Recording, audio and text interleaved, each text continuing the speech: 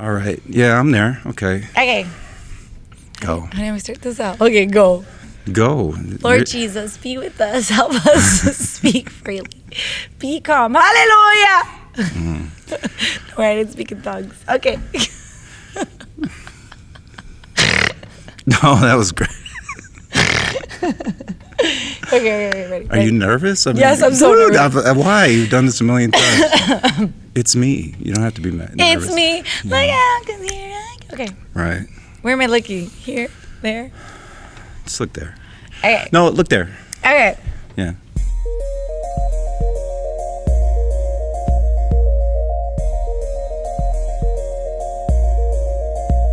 Hey guys, welcome to Relationship Reflections podcast.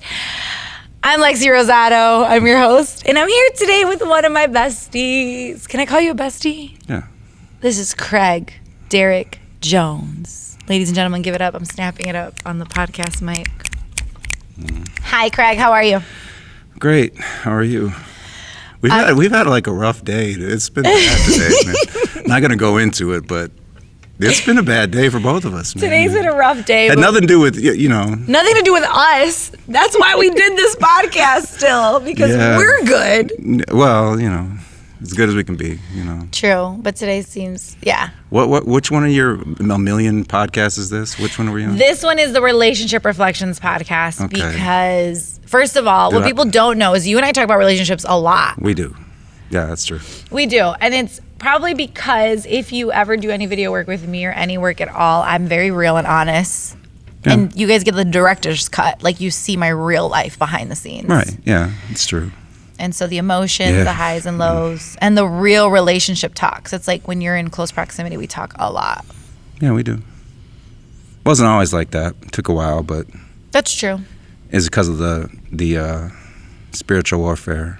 The poetry that project, album. because we had to work together so much. We ended up spending so much time together.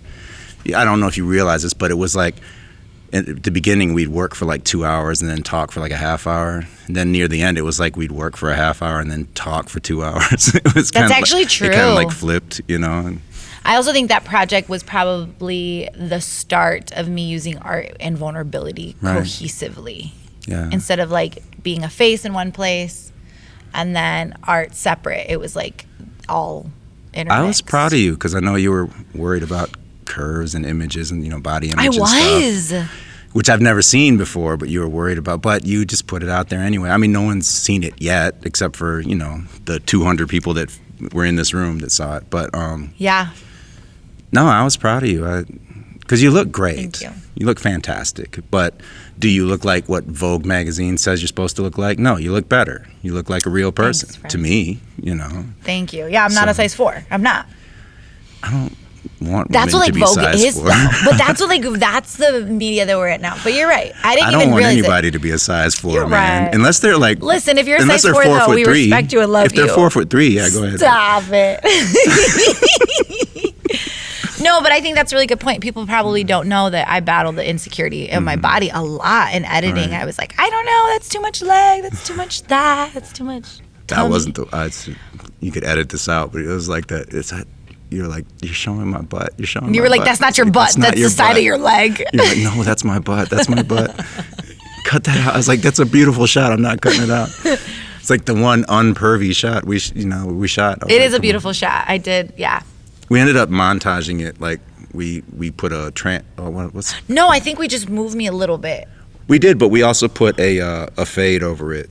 A transition so it just blended into another shot. So I think you're right. You're right. Yeah. It's still great. It's still gorgeous. The whole thing, the whole project's gorgeous. I can't wait. We're going to release it to the public. Probably maybe after this podcast. It's the best work I've ever done. I'm so grateful. I think that was my favorite project. I've never done anything that's as beautiful as this. Thank you. And I honestly never... And even the one day I wasn't there shooting, I just edited that one, the boxing one. It's still... I'm proud of the editing job. It's like it's everything. Excellent. It's like, I think that showcases. First of all, thank you. You were the leader in that. Really, like I trusted you. And well, I remember. See, people don't know.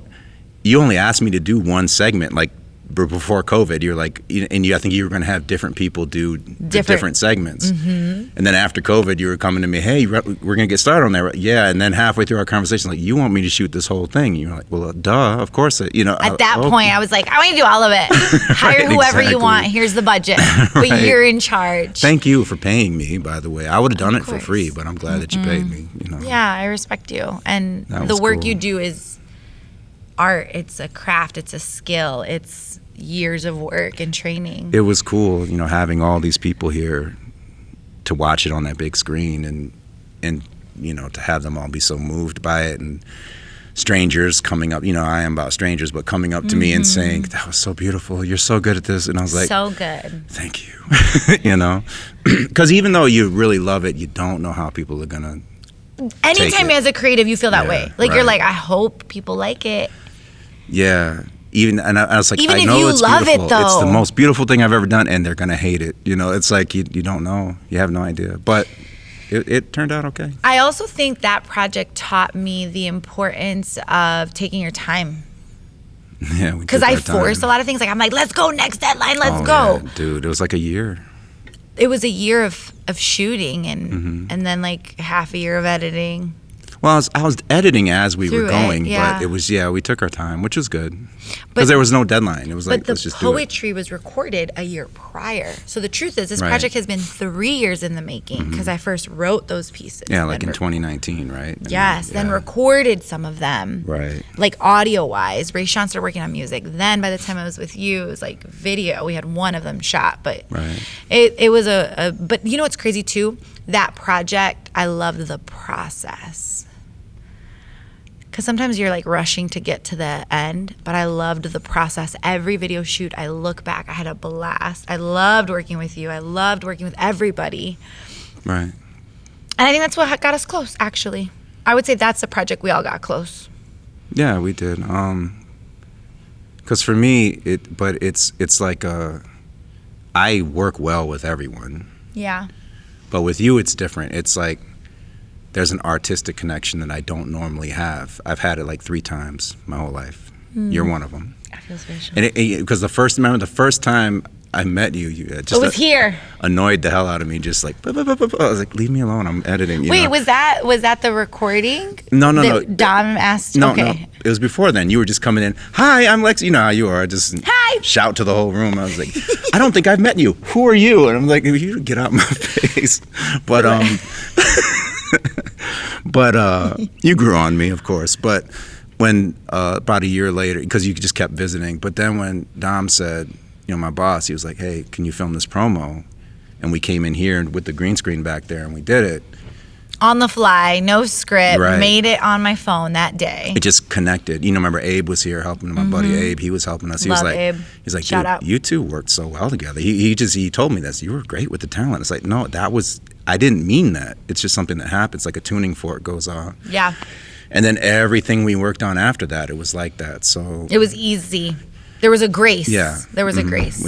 I don't have to think, when I'm working with it. It's like a shorthand. It's like, I trust you, you trust me, let's get it done, And I didn't even realize how important that is till you do a really big project and you're like, yo.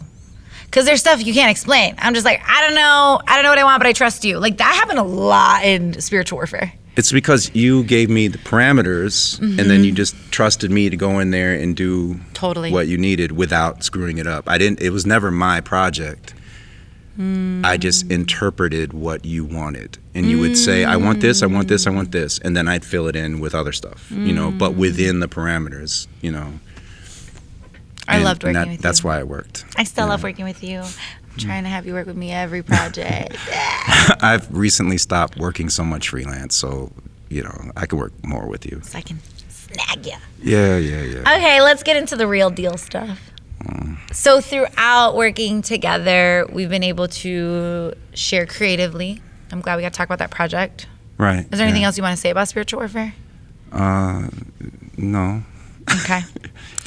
And And then we also like... Because aren't we going to do another one of these where we just talk about the project? Yeah, I think we should. But I thought you said we were going to. But then there's a part of me that's like, we should just take this clip. No, because we can get deep into the project and like every video and like what we got out of it. So let's do that another time. But still, that might be... Because this is a relationship show, and we're talking about our But maybe this is good for the... Well, it's a good artistic relationship. That's something people don't know. Let me say that one real quick. That's actually really good. There is an artistic bond you can have with somebody, but you can't have it if you're not a creative artist type person. And a lot of people don't understand that. They'll be like, well, what? Because people have asked me before, they see us together, they see us doing things like, well, how can you not fall in love with such a beautiful woman? I was like, because it's not about that. It's Thank you, whoever said I was a beautiful woman. Yeah, everybody. We were walking in East Lansing, and this girl just stops. You look so great. What did she say to you?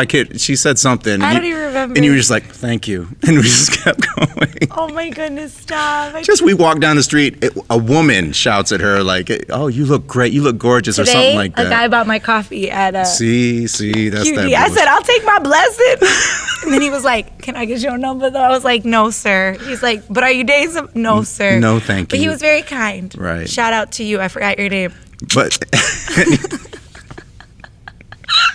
We're on the relationship podcast. Anyway. Okay, creative relationship. Anyway, the creative relationship is because people will, like sometimes significant others get a little weird, but I'm not saying that yours does because, but that has happened. People don't understand. It is a relationship, but it's not based on love or lust.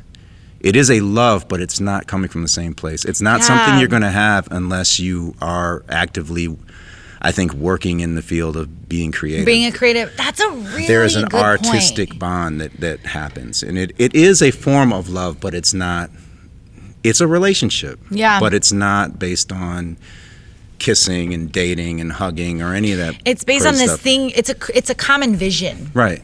Yeah, it's an understanding. It's building something together, but it is partnership. I think that's a really good point because it's like you're partnering together to build something and you're like, this is amazing.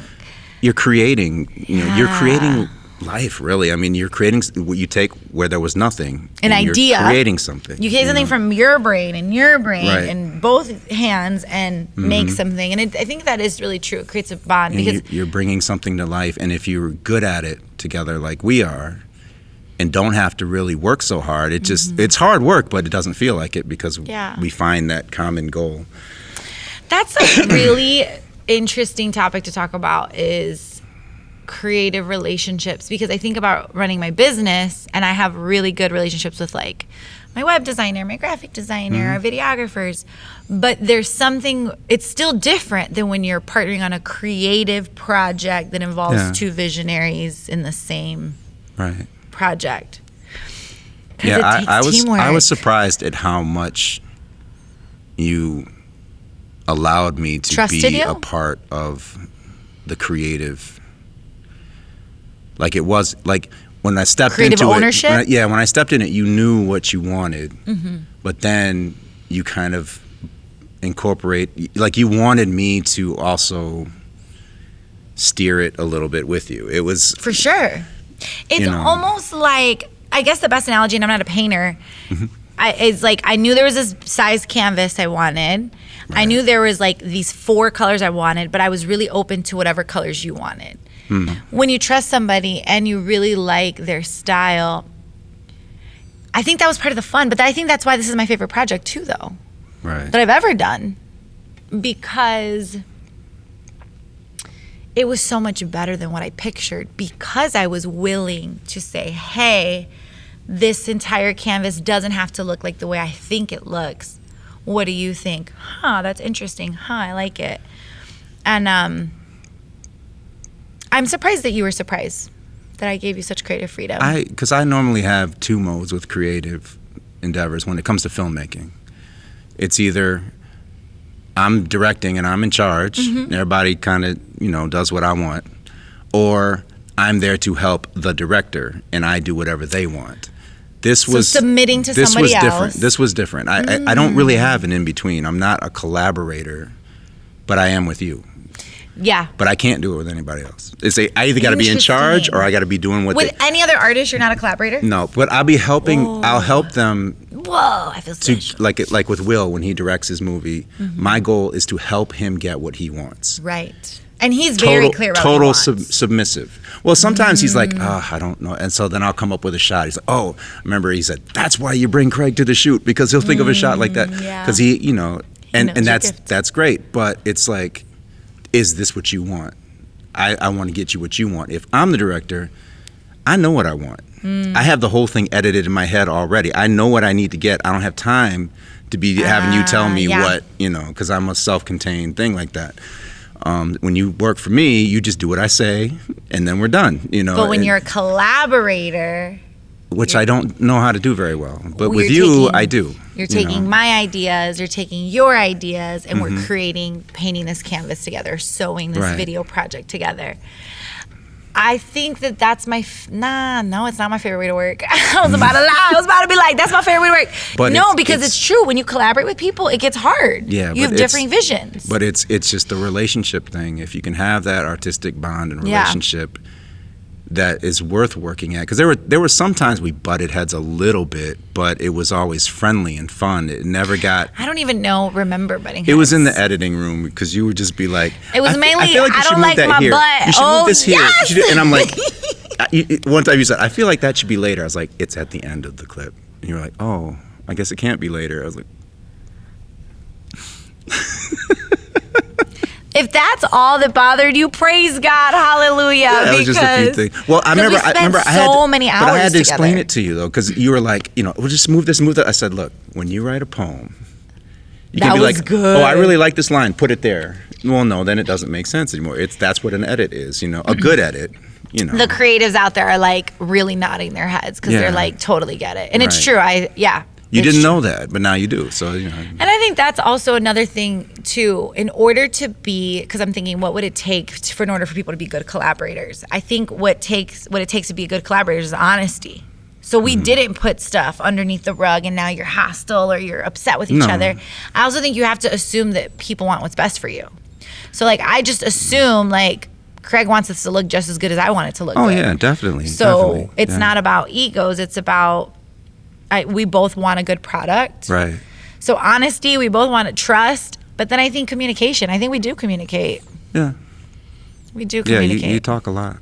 Shut up. And I listen. That's why we're good collaborators. That's one of the things that I know I've said it to you before, but nobody's ever heard it. There's that time where you were just here and you just said it. You just were like, I love talking to you because you're present. And I didn't know what that meant. I had to think about it. But I figured it out. I was like, I listen. And I don't listen to, when, I don't know where I learned it, but you don't want to listen to people in a way that you think you know what they're going to say already, And to respond. I'm responding to what you're saying, not what I think you really mean. I don't know what you mean because you haven't talked yet. It's that type of thing. Good. And that's why I think you and I have become such, good friends. Well, it started with the art, and it just expanded the way it should, And I think and you're very present too. Now that I know what present means, whatever. Thank you. No, I think we both assume the best of each other and seek to hear one another. Yeah. I think that's what it takes for good creative partnership, but then even just friendship, relationship building in general. Right. But I also think, I was thinking about this, it's also probably because it doesn't feel high stakes though. When you date somebody, things feel super high stakes. Are they the one? Are they not the one? Maybe that's not you, but that's how I be feeling. When I used to date, I just assumed they were, which is bad. You have to. Me too. Yeah. Me too. So, didn't work out so well. But, yeah, there's no high stakes. Yeah, people often, because I think we were talking about it earlier. Pressures, expectations. We were talking about earlier that I'm kind of unbiased with a lot of the things you talk to me about because it doesn't affect my life. So right. Whenever you talk to me about dating woes or family woes or anything like that, I'm just like, well, this really doesn't affect my life. It's funny that quite often my lack of interest is mistaken for wisdom all the time, because it's like, I'm not interested in anything you're saying because I'm not a part of it. So I'm just going to go ahead and listen to what you're saying. And then I can just unbiasedly tell you, nope, you're full of crap, or they're full of crap, or you're both full of crap. I can hear it because I really don't care. I really don't care. If I was... But it's an objective lens. If I was emotionally invested, I might be a little more clouded, but I'm really not. But you're objective. You're able to listen, hear, be present, respond, objective. Because I don't give a shit. That's about it, You don't care. It's like I care about you, but I don't care, Like you don't care about the outcome because there isn't this invested interest to have an outcome that that directly impacts you. We're like in dating, right. It's like whatever the outcome is directly impacts me, whether you decide your career, you decide your finances, you decide if you want a long-term future with somebody. There's this feeling of like, yo, whatever you decide impacts me. So blah, blah, blah, blah, blah. Exactly. But in a creative field, I mean, the most you're going to argue about is the editing. Right. Yeah, or lack thereof. That's okay, though. It's all right. It's good. It's casual. What's the biggest thing you learned about yourself working together creatively? With you? Mm-hmm. And I'll share what I learned about myself, too. Why don't you go first? From you. Go ahead. I think, Craig, working with you, I really learned that I could be myself in all settings. So professionally, personally, in front of the camera, behind this camera. And I think I had lived my life very masked up. And I think this poetry project in general was to become more vulnerable. Right. But I also think so it's interesting, right? I had one shoot while we were working on this project. I got hired to be in front of the camera for a different project for someone else. And I still was like, I could feel myself being fake. You know what I mean? Like I'm on, where the light switch is on. Like I'm on camera, let me respond, let me follow your script, blah, blah, blah. Yeah. I learned. But you're being paid to do that, though. Yes, so yes. But I think with our project, because I still was paying you all, you know what I mean? Mm-hmm. Like, so it's a professional setting. Right. But I was myself in like the whole process. And what I learned working with you is like how freeing it is instead of living compartmentalized. And that I even had the capacity to do that, because I think I didn't even know I had the capacity to maybe live freely in a professional setting. I don't know if that made sense. Like, I think I always did live compartmentalized. Yeah.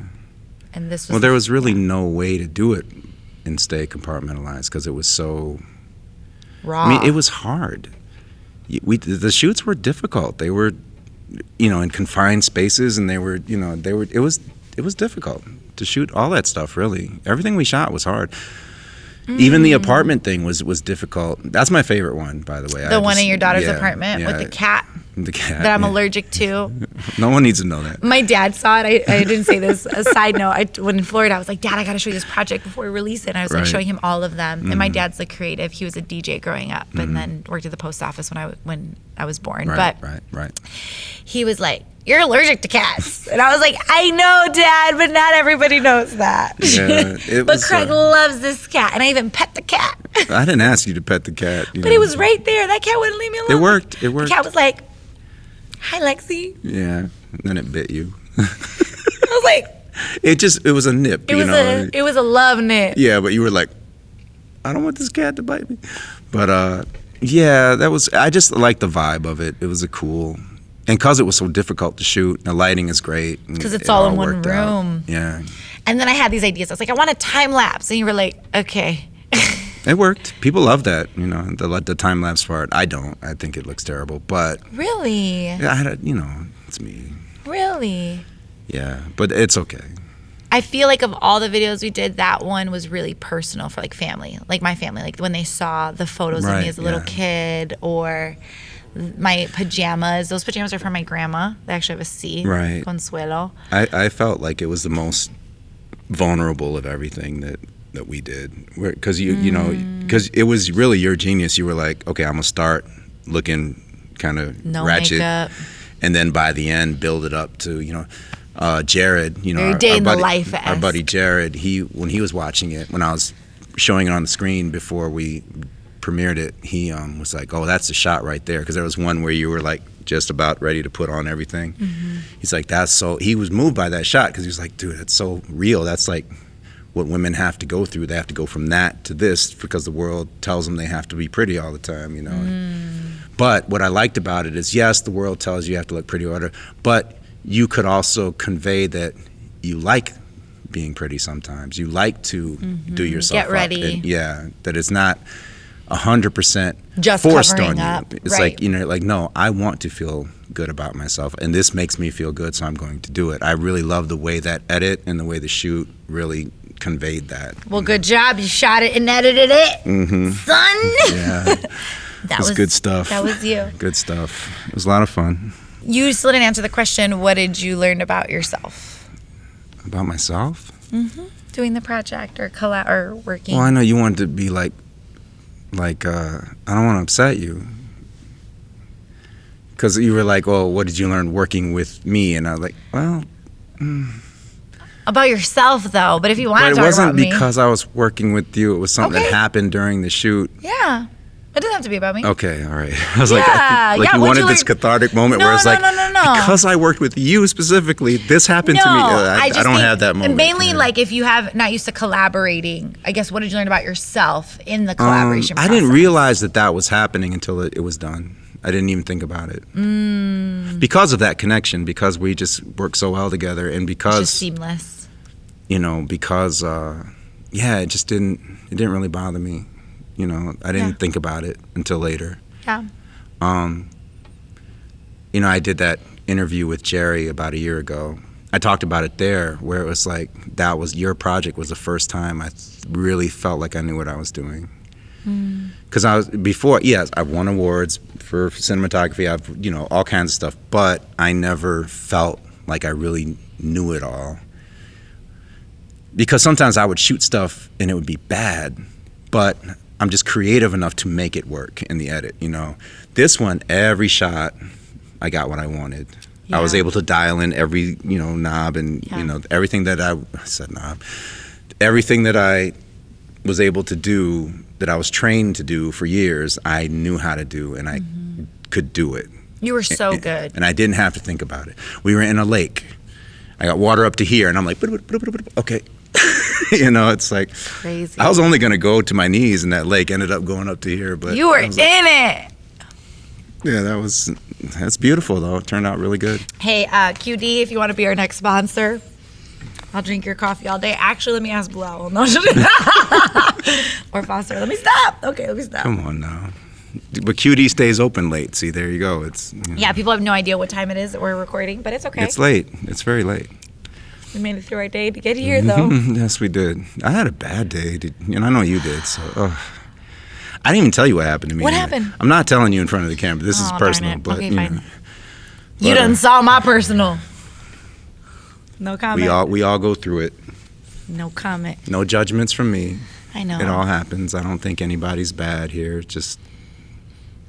That's my favorite. That's one of my favorite things about you. I never have felt judged by you. I can't judge you because I've done everything wrong. So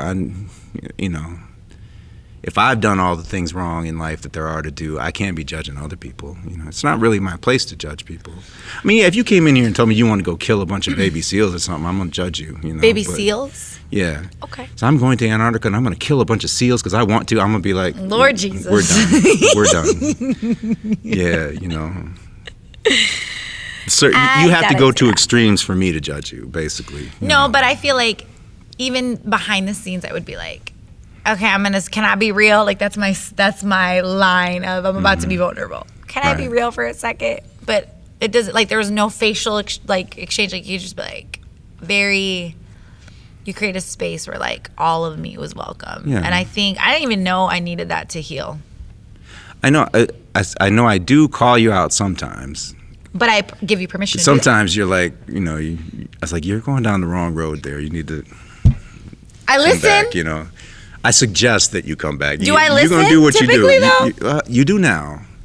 I did it in the beginning. When you were younger, you know, I've seen those because I met you. We were like 25, 26 when I met you, something like that. When I moved here, I was 23. But when I met you, though, I was probably 25. Like 25. Was I done with TV news? Yeah. Okay. So it was 25. Like 25 to 30. 5 years. I've watched you change. You become like 25-year-old. I wouldn't be best friends with. 30-year-old you, yeah. You know, it's. I'm glad I've matured. You have. It's like as older you've got, the better friends we become because you just become a different person. You're the same person, but we all change. We all get, hopefully we get better as we get older, I feel like you've become more honest and more vulnerable. I never lied to you. What are you talking about, honest? Or vulnerable, I guess. Vulnerable. Maybe I not. just tell you stuff now. I just don't tell people stuff. I kind of True, you would isolated. be like, you give that eye. I'd be like, so what do you think? Blah, blah, blah, blah, blah. And you'd be like, that's what you do. Because there's a stop sign with me. I know there is. Like, I don't verbalize it, but there's a stop sign. Oh, but you see it. The nonverbal cues. Like, or maybe I know them now. But no, everybody does. They're like, I don't know if, like Will, our buddy Will, who I work with every day, he says I talk too much, which people are like, they can't believe it. When he talks to people about me, they're like, I can't believe Craig talks more than a little. They just don't believe it. And he told me that. He said he can't get people to believe that I just talk. He can't get them to believe that. It's like, Craig doesn't talk to anyone, Yeah, you do. Work with me every day for a year, then I will, Mm-hmm. Maybe that's because the creativity is your safe space. It is. Safe. I don't do the whole safe space thing, man. I'm old school, man. Strength space? No, it's just where I'm, you can call it that, I guess. I'm not a safe space kind of guy, man. I'm old school. What does that even mean, dude? Safe space. Get out of here with that. No place is safe. If it's safe, I don't want to be there, Oh, my goodness. There's got to be some challenge to it or, why go, Oh, let me snap for that. I like that. Okay, I don't know where we're going with this, so I feel like we should, should we just, start over and do your next episode? So tune in next week for another vulnerable talk. Where we talk about, well, we've already talked about being creative and a relationship where it's based on art and friendship as opposed to, romanticism. Yeah, we should close that portion out, though. I'm doing that right now. Okay. I think, but so I think it's very important if you can, as somebody who has a lot of trouble making connections with people, if you're an artistic person, a creative person, and you can find that type of creation with somebody, that creative spirit that you can share effortlessly, don't squander it. Work with them. That's really good. Was there a temptation to squander it? No, never. And let me tell you why. One of the other two that I had this kind of artistic kinship with, her name was Carrie, and it's back before back when I was married, before I was working dead-end job at the hospital. She worked there too. I wasn't even working I wasn't an artist for a living. Yeah. But I used to make music, and she was this really good singer, and I would give her a track, and I would sing it badly, but then she would learn it, and she would sing it exactly the way I did, but good. And we worked so well together. We only recorded together 3 times because I was thinking, okay, we'll make something someday. Everyone was like, you two need to work together because it was just effortlessly. Yeah. She died. She died in a motorcycle accident. Oh, wait, I actually remember this. And I just remember I felt like it was ripped out of me. It's like, I don't want to be an artist anymore because I'll never have that again, with anybody. Then I had it with you. So it was like, well, I do have that. I can do it again. But now I'm a working artist, so of course I was going to meet somebody, artistically where I can just click with someone. But so I say don't squander it because her and we could have made so many beautiful tracks together. I didn't even know how to work camera then, but I could really write a good song. Yeah. I just didn't because I was trying to be a husband and father and work at a stupid job I didn't have no business being at. I squandered it. I squandered my artistic connection with her, and I'll never forgive myself for that. Thanks for being vulnerable, and I think you should forgive yourself for it because we don't know. If I forgive myself for that, then I'll do it again. It's like, no, Wow. When you asked me to work with you, because I didn't tell you then that, I think it's very recently I told you that I have that artistic kinship with you. I didn't tell anyone, but it's like, when you said, will you shoot this with me? I remember originally I said, I'll do it for free because I wanted to work with you because And I was I like, knew. no, I will pay you. I knew we had that. Well, that's before I knew you wanted me to do the whole damn thing. I was like, I'll do okay, one I'll video take for some free. money. I'll take some But money. 5, you better pay. Yeah, you better pay pay it, me, brother. Pay me some money, please. Yes, that's a lot of work, man. That was a lot. No, you still got absolutely. a good deal. Of course. You got a great deal. I would agree. Yes. You're worth so much more than what I had to offer, but I still really did my best to give a fair wage. I loved, because I overheard you talking about what your mother said about me. I loved it, where she said something about, well, Craig's so good, you got to find a way to take him with you if when you leave. Well, or and I something told like you that. I told Yeah, you. and I said I'm taking him with me, Mama. I said that before you did. Because I don't know your mother. I don't know nothing about her. But the fact she watched the our fact work that and your she watched our work. It's not just the talent though. It comes across because you could be very creative and I could be great at cinematography and it could be a piece of junk. It could struggle working It's together. because the chemistry, that's what people are seeing. They're seeing the creative chemistry. it's a synergy. It's like a symbiotic thing. I like the way you called it a kinship. It is. Because that's very familial, Yeah. family, and it feels that way effortlessly. But I want to speak about not squandering it because I think, I'm used to like taking risks, trying the next thing. But there is a difference when you have roots, like a root system. And what I mean by that, let me explain. The kinship, I think the kinship portion, the fact that like we get along, we have this chemistry, like we know how to work together. It's almost like you're not just planting a seed, there's like roots growing.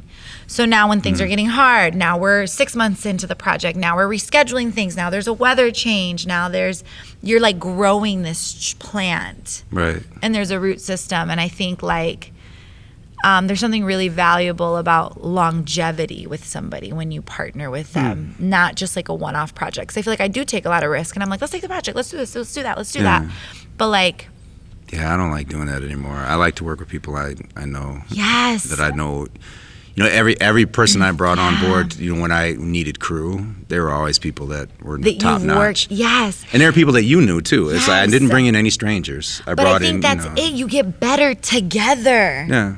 And so I think that's what I was hearing when you were explaining, like you didn't squander it and you were like, let's go. But in addition to saying, hey, let's go, I think knowing I could partner with somebody and say, hey, we want to see this long term, it creates this trust and commitment where you're like, yo, I'm going to give this my all. And it's like, let's aim high. Even when we decided to shoot underwater. It was like, no, we're going to aim high. We're going to try to shoot underwater for real. Yeah, we were, I was scared, but I was afraid you were going to drown. That's what I was afraid of. Oh my goodness. Forrest just edited the behind the scenes because I did like a behind the scenes, like behind the artist, kind of like behind the project for each video. But in that one, I was like, oh no, that was hard. I was going to drown. And I was like, do I have any footage of me drowning? I'm like, I'm sure Craig does. I'm sure there's a shot of you pulling me. You're like, are you okay? I was like, do I look pretty? I loved how you described it to people when they were in here. You were like, are you okay? Like pull you out of the water. You can't swim as well as you think you can. Can we please take a break? You're like, no, I can do it. I can do it. No, you were about to drown yourself, suffocating, but it worked. In the name of art. There's no way I was going to let you drown. That's why I brought Forrest, because he could swim well and I can't. So I was like, Forrest, I wasn't going to drown. Forrest is the best. Shout out to Forrest. He's great. He's Everybody amazing. was great. Yeah. Everyone, I think we had Forrest and Abe. I think that's about it. Jack. Jack was brought on too. And, everybody, like I said, I'm not going to bring somebody around that didn't know how to work. Did Will shoot anything? Will helped with the not the apartment, but your old apartment, the candlelight stuff. And then your son, kinda. He was just kind of there talking to his girlfriend, but you know what? He helped carry stuff, so that's fine. And one time during our intermission, I told him about a poetry piece, and we got to like freestyle about my poetry piece about dirt. Yeah. No, Devin was around. He helped carry stuff, and that's crew. Yeah. So that's cool. That's good. Tina was producer extraordinaire. Tina, producer extraordinaire, filming behind scenes, fixing makeup, making me it's just the fact she got us on that boat. She did get that added so much production value. She just shouted, "Hey, take us on your boat!" And then she's like, "Wait a minute, you're a veteran. I'm a veteran." Yep. No joke. When the veterans get together, man, they take care of each other, man. It's cool. All right, but we're over the half hour. Though. We're over the creative process, but that was the best project I've ever worked on, and I'm sorry to all the people who've worked with me in other facets, but I think it's because of the longevity, because of the I don't think you need to apologize. Relationship. It's just something that happens. It's you every project can't be your favorite, That's true. It's a blessing though. Even when I hear you say like that you didn't have that opportunity before, and you longed for it, and then getting the opportunity now, to me, I guess I just hear it's just such a blessing and a gift from God to be able to. That's true, because the paths cross when they need to. Yeah. Like I was at a place where I wanted to trust somebody. Mm-hmm. I think you were at a place, and honestly, maybe even at the right place in your level of talent to be like, yo, let's do this. Because I think we both were confident. Yeah, that's true. In taking the risk. Yeah. And willing to make mistake and walk in trust with one another. And to me, that does kind of remind me of dating relationships, kind of like, you have to be ready. And the beauty of it is that at the end of the day, we both get to go home to different places, and we don't have to talk. It's a beautiful thing. It's a beautiful relationship because we say, okay, bye, love you, see you, and then not see you for a month, and it's beautiful. I'll run into you somewhere, it's like, hey. Yeah. Although don't ever run into the street again. That would scare the crap out of me. When did I run to the street? Because I hadn't seen you in like a month, and I'm driving. I had just come from a funeral, so I was feeling all sad. Oh, yeah. I'm at the stoplight, and I was like, I honked because I saw you coming out the coffee shop, and you had that look like, I was like, don't run out in the street, don't run. And she ran out in the street, gave me a hug through the car window, and ran off. I love you, Craig. Took it off. I was like, you're going to kill yourself, but thank you. Well, it made funny. It made my day. Tina said, I was like, I think she called or texted, and I was like, I just saw Craig, and I ran out in the street, and I gave him a hug. She was like, I love you. He probably needed that. And then she's the one that said you had come back from a funeral. Yeah. And I was like, that was my third funeral last month. It was a horrible month. Oh, my goodness. Well, I'm glad I ran and gave you a hug. It's so funny, though, because even that action, it wasn't to... This goes back to the creative relationship versus a romantic relationship. Like, I just love you. Like, I'm not, I'm not trying to prove anything. I'm not being like, do you approve of me? I'm just like, hey, friend. Mm-hmm. Let me hug you. Yeah, I did need that because honestly, you didn't know this then, but I had just gotten my diagnosis the day before, and then I had to go to a freaking funeral, and it just was a horrible bug here. Yeah, I know. He was flying around you a minute ago, but I just, it's been a rough year, man. So that did help. And again, the blessings of God in the right timing.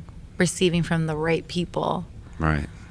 Although don't ever run out in the street again. You scared the hell out of me. True. I hadn't been to a car accident. I feel like you and Tina have just seen I'm like a cat. I've lived multiple lives. Yeah, you've been in a lot of car accidents, man. More than I want to think about. I worry every time. Every time I drive? And every time you fly somewhere, you get deported, and they don't want to let you back in the country. You did say. That's funny. I just got back from a flight today. Yeah, I thought, oh, dang, she didn't call me. Dang, I bet she's, what they call it, quarantined. I don't know what they did in Costa Rica because you couldn't come back to America. I don't know what they called it. Just my luck. I'm also the random person they always check the hands. I'm like, I must look like somebody in the system. Maybe they just think you're cute and want to touch your hands. I don't know what it is, but I wouldn't put it past some law enforcement. No, okay, I think let's wrap up this episode. I like that you kind of mentioned that was a hard day because of the diagnosis. In the next episode, we're going to get real. Yes, we have a creative relationship, but we also have a personal one. And I'm excited to have you share more of the personal side of I'm Craig. Glad you're excited. Yeah, that's... One of us has to be. Ain't me. Thanks for listening to this episode. If you're a creative, make sure you collaborate with people because then you can maybe have an awesome relationship like Craig and I have. Yeah, if you have a good creative relationship, don't squander it because you won't get it back. You know what we didn't talk about?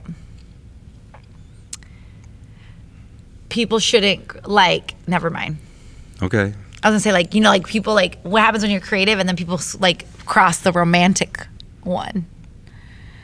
This is what I love about this is this was straight up creative. Mm-hmm. But I have, when I've been in relationships where I cross the boundary and it's a romantic one, it everything up. Oh, yeah. Have you ever?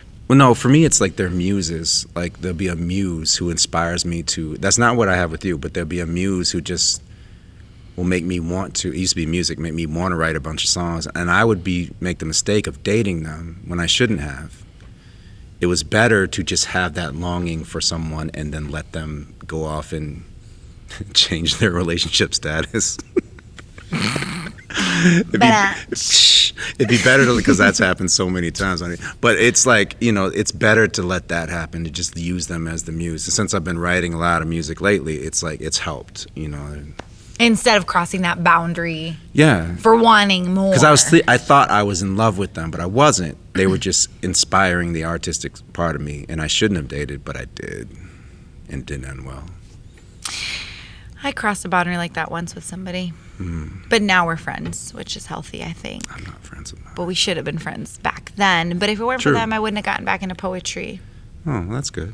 So there's a part of me that's like, we need to give ourselves grace as we try to figure out how to navigate through relationships, I think. Right. Do you sign off, or what do you do? Yeah, I guess I'll sign off. Well, I feel like I like the way you signed off earlier, but then I interrupted. So did I sign off? I don't know what I said because you talk so much. So we'll wrap it up with like a final question. A question? I know we already answered all the questions. Well, no, go ahead. Come up with one, I guess. So the banter is amazing. This is. I know this is really good. I feel like we should do this weekly. I don't think people have seen us talk like this, so it's. And we should. I know it's when we were in front of the audience talking about the movie, how they were laughing because just the way we talk to each other. Yeah. Yeah, I'm sure that's people are. It's very entertaining. It is. It might be short film time. This might be our thing. This might be our new thing. We'll have to do this for every episode for sure when we launch it. Okay, so there's probably going to be a lot of creatives listening to this. Okay. And you already said that don't squander it. Right. What last piece of advice would you give to a creative? I don't know. I don't know what to ask. Ask me a question, damn it. I don't know. If you have it in you, because a lot of people want to be creative people, but they're just not. Be honest with yourself, It's okay to be an enthusiastic fan and just really like stuff and help other people that are artistically inclined if you aren't. It's okay to be a patron and to help. If you can't be a poet, to support people that are. You're still doing your part. If you are a creative person, you are good at it, find a way to do it. It doesn't have to be your job. Yeah. But find a way to, like you host those open mics where people come in and do their thing. Most of those people aren't ever going to make money doing what they do, but they get to go and they get to express it and they get to enjoy it. And be realistic and understand it's very difficult to make a living doing anything, especially in the creative world. I'm able to eke out an existence, but I'm just really, really good at it. I know a lot of people that aren't as good at it that are working different jobs now because they couldn't. It's not for everybody. But that doesn't mean you're not an artist. That doesn't mean you're not creative. Don't be discouraged if you couldn't make it your job. Still do it anyway. Go work your job, but still do it. Still find time to create, because it doesn't have to be about the notoriety or people knowing who you are, being a household name. It doesn't. True. I think the goal. That's not going to make you happy. And I think that's it. I think create, that's what makes you happy. Right. I think that creativity, either some people create with other people in mind and some people create just as a form of expression for themselves as the artist. Right. And I think that's great advice. No matter what, do it. Yeah. And if you are like, doing it doesn't feel really authentic to me, but I love it, I admire of it, find a way to support it. Yeah. Because not everyone can do what we do. That's actually true. And they want to, and I feel bad. Yeah, I know you've had this where you'd be like, you just can't do this. Like, I can't play basketball. I might really want to, but I can't. Yeah. So, it's like you can't do everything you want to do, man. It's like, and if you can't do it, then help those that can. I was about to go on a tangent. Listen. Hey. Yeah, sports is not my thing. I know. I don't even watch it that much. So, yeah. On that note. I know. No, on that note, to all the creatives out there, I hope that you can be just as blessed as I am to find somebody to collaborate with you. It's been amazing. Honestly, I love that we've grown together as individuals and then together creatively to produce amazing work. And I'm looking forward to more. Yeah. And I hope everybody gets to be blessed. I don't know if we should. Why? Because you want I don't think we can do better than I this. do. Nah, this is really good. I do. Today, I already thought about like the next poetry project. Oh my gosh. We're going to tank sooner or later. We're going to make something and be like, dang, this sucks. But you know what? Then after the tank, there's like an excellent project that's the #1 bestseller. It makes bank bufu dollars. All right, okay. I don't do it for money. I know you don't. But you do. It's okay. I don't, but I have But the you vision. want it's okay to want the money, though. It's okay. I think it's okay to want the money as you pay everybody. Right. Exactly. In business including and yourself. creative. Including yourself. You gotta pay yourself. Yeah. Go both. Growing in it. That's my problem. I short myself too much. You need to pay yourself too. When I first built my business, I shorted myself all the time, and then you were the one that was like, "Hey, the way you're doing this division in the finances is wrong." Do you remember that? Yeah. I mean, I admired it, but it was like a charity. Yeah, I was making nothing and giving all the money we were making away Right. to every person I contracted, and then eventually. And some of the work you were getting, I was like, that's not worth what you're paying. Some of them were great, like Forrest, that's my man. But sometimes I was like, that audio sucks. That's out of focus. Yes. Why are you paying these people this much money? Right. But I was working too much. I couldn't help you then, But I was. Like, And I was figuring out as a business owner, that's a whole nother realm. Now me, you should have paid that much money if I was the one doing it for you. But you know what's crazy? I am so grateful that I kind of stepped out of the marketing world where I'm doing projects for other people, and I got to step into the artist world Right. and do my own project. True. Because it awakened something in me. And that's what I think. Yeah. Even if you are doing your projects full time for money or whatever, make sure you do something that is life giving. Because it wasn't about the money when we were doing the project at all. No. There wasn't even a way. I wasn't even thinking about it. It was a vision. It just needed to be out there. There's a cool moment, and you probably don't know because you didn't edit it, but where you and I are talking, and I didn't turn the camera off. We're in the lake. And you're just talking about how we should release it to the we're public. both talking about how much fun it is because we've both been doing the corporate thing so long. We were both like, this is just so much fun, and you can hear it in our voices how much fun we were having because that's the first thing we shot was the last piece, the walk out on water in the lake, not the pool, the lake. Yeah. So that was the last. I mean, that was the first thing we shot, and it was just we were having so much fun doing it, it really comes through. What you were just saying, it reminded me of it because that is a moment where we both were. It was like this kismet moment. I didn't turn the camera off, and we kept talking, and we were both talking about how fulfilling it was, how happy we were. I normally don't hear either one of us talk like that. That's why I was like, this is a cool thing. We should release that out to the public. No, it's mine. Okay. No, I'm just playing. No, of course. Collaborators. Of course we should. Of course we should. Yeah. But we kind of sound corny and goofy, though. It's. But what? I know you want your new thing is to be vulnerable and show everything. So whatever. That's my new brand. That's my new vibe right now. Yeah, all right. Let's ride it till I'm done with that.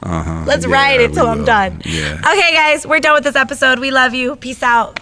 Girl Scout, walk out. Yeah, this was the good episode. Don't watch the next one. It's depressing. Whatever. Okay, should we cut and? Yes, we should. Okay, cut.